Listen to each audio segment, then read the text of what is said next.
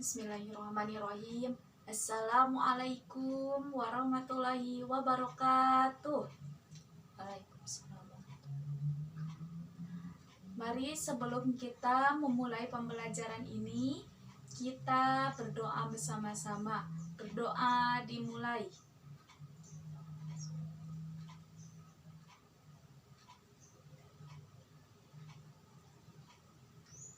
Berdoa selesai.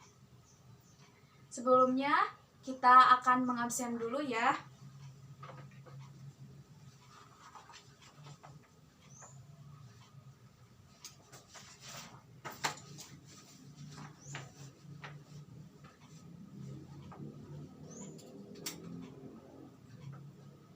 Anissa Ramadhani hadir.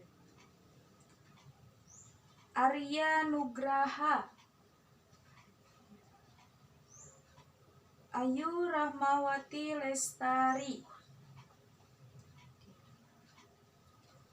Bintang Adnin Ibrahim, Fajar. Udah selesai.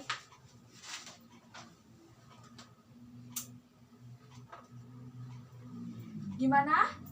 Semuanya masih semangat? Alhamdulillah. Pasti harus semangat ya. Apalagi dalam kondisi seperti ini, yaitu dalam kondisi pandemi ya. Harus tetap jaga jarak, pakai masker, dan jangan lupa cuci tangan. Baik, sebelum kita melanjutkan materi sekarang, kita akan mengulas sedikit tentang materi yang minggu kemarin. Minggu kemarin itu adalah materi tentang apa? Sikap, jujur, dan muamalah. Sikap, jujur, dan muamalah. Ada yang tahu pengertian jujur itu apa? Ya, ada yang mau menambahkan? Oh iya, jujur adalah salah satu sikap Nabi dan Rasul yang terpuji. Jujur juga adalah suatu sikap yang menyatakan sebenar-benarnya dengan keadaan yang ada. Jadi, jujur itu adalah suatu sikap yang menyatakan sebenar-benarnya. Nah, itu menyatakan keadaan yang sebenar-benarnya, tidak dilebihi dan tidak dikurangi perkataannya dan perbuatannya. Itu adalah sikap jujur. Itu jujur. Dan arti muamalah tersendiri adalah, ada yang tahu? Iya, itu yaitu muamalah, yaitu bagian hukum Islam yang khusus berkenaan dengan ketentuan tentang jual beli, wakaf, hibah, dan lain-lain. Ya, dan sudah kita bahas ya bersama-sama dalam surat Al-Mutaffifin ayat 1 sampai 17 dan Al-An'am ayat 152. Dan baik, kita akan melanjutkan ke materi sekarang ya, yaitu masih sama materinya, judulnya yaitu sikap jujur dan muamalah. Tapi dalam bab ini kita akan membahas tentang hadisnya. Hadis pertama yaitu diriwayatkan dari Baihaqi dari Ibnu Abbas. Baik, kita baca bersama-sama ya. Bismillahirrahmanirrahim. An Abi Abbasi qala Rasulullah sallallahu alaihi wasallam, ya ma'sara tuzari innakum qad walaitum amron halakas bihi umamu salifatul mikyalu wal mizan. Yang artinya, dari Ibnu Abbas radhiyallahu anhu, berkata, Rasulullah Shallallahu Alaihi Wasallam bersabda, "Wahai para pedagang, sesungguhnya kalian menguasai urusan yang telah menghancurkan umat terdahulu, yakni takaran dan timbangan." Hadis riwayat Baihaqi. Dalam hadis ini merupakan peringatan keras kepada pedagang untuk menyempurnakan takaran dan timbangannya agar tidak binasa seperti umat terdahulu. Takaran dan timbangan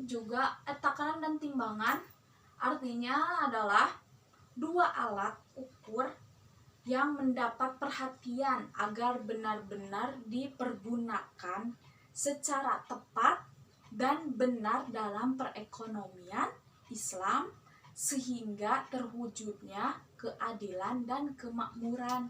Jadi takaran dan timbangan itu dua alat cek orang Sunda mah timbangan eta teh paranti nimbang gitu. Jadi amin teu dikurang-kuranga ulah dikurangi ulah dilebihi eta. Jadi untuk menciptakan keadilan dan kemakmuran. Contohnya seperti misalnya kita ke pasar beli cabai 1 kilo, yang datang cuma misalnya sekilo kurang saon, 1 kilo kurang 2 on, sedikit. Tapi kalau lama kelamaan tetap terus mengurangi, terus ada yang membeli lagi dikurangi, ada yang membeli lagi dikurangi, pasti akan banyak kan. Nah itu juga akan menjadi pasti akan banyak ya kan, sedikit-sedikit pasti akan tambah banyak. Itulah perbuatan yang sangat dimurkai oleh Allah. Jadi makanya kita kalau ada mamahnya, kalau ada teteh, keluarganya, kalau ada yang berdagang, kasih tahu ya, jangan dikurangi timbangannya dan jangan kurangi takarannya, biar Allah itu tidak murka seperti itu ya. Karena sudah dijelaskan dari materi kemarin ya, yaitu surat Al-Mutaffifin ayat pertama yang bunyinya wailul lil mutaffifin, celakalah bagi orang-orang yang curang. Jadi kita itu jangan curang ya, apalagi dalam perdagangan. Dan curang itu bukan dalam timbangan juga, dalam penjualan, dalam perdagangan ya, dalam segala hal apapun. Misalnya kalau kita ulangan kita nyontek itu juga gak boleh ya, itu adalah orang-orang yang curang. Jadi jangan sampai ada yang curang, jangan sampai ada yang nyontek kalau lagi ulangan. Seperti itu ya. Dan dalam sikap jujur juga bukan untuk dalam perdagangan saja. Jujur juga harus kita terapkan dalam kehidupan kita sehari-hari kita, khususnya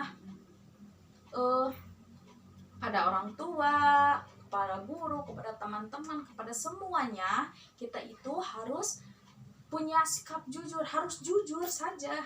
Karena apa? Sikap jujur itu mencerminkan bahwa kita itu adalah orang baik. Ya, seperti itu.